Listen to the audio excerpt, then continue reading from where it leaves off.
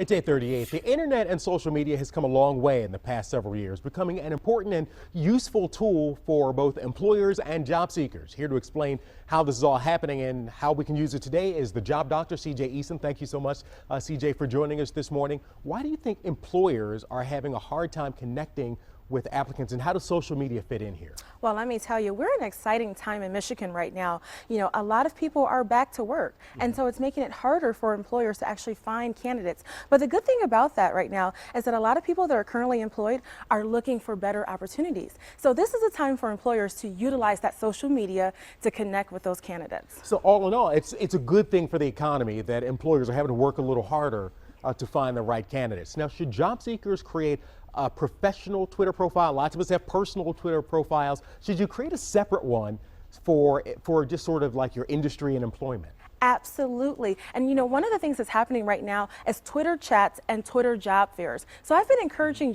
employers, you know, hey, host a Twitter job fair. This is an opportunity to engage with job seekers. This is an opportunity to also put that information out there about the positions you have available and get feedback from job seekers. And lots of folks use Twitter and Facebook personally. Are there ways, I mean, can you reach out to an employer like through Twitter or through Facebook?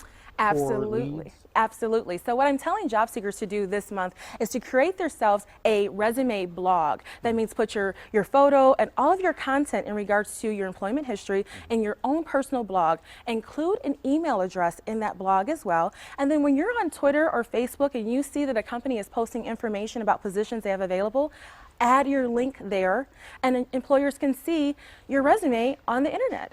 But how, if you do that and you add a blog, you have to keep that fresh, right? Because Absolutely. You don't want an employer to look and see dated info.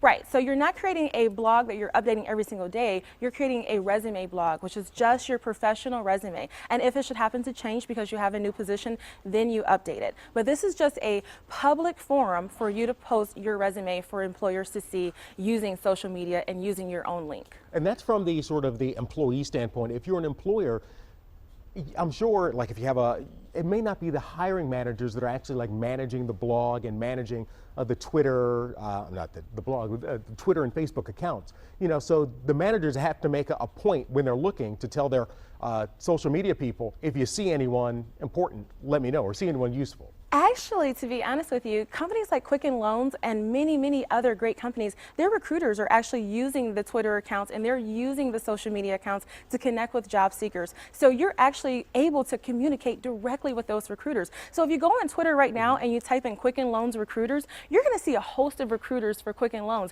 and many other company recruiters are actually engaging with candidates using social media. And it seems like a big difference from the past where you had your resume, maybe you filled something out online and it went away and you never knew what happened to it, or you sent in a paper resume and you never knew what happened to it. But now you can have a real conversation with some people in the hiring process. Exactly. And I also tell employers as well, you know, right now everyone is doing live video conferencing. You have your Periscope, you have your Facebook Live. So companies just consider actually hosting a live conference. That means creating a lot of buzz, placing that live conference on the Facebook calendar and the Eventbrite calendar. And this is an opportunity for you to create a hiring conference where job seekers can go and they can talk to you face to face doing a video conference. CJ Eason, the job doctor, thank you so much.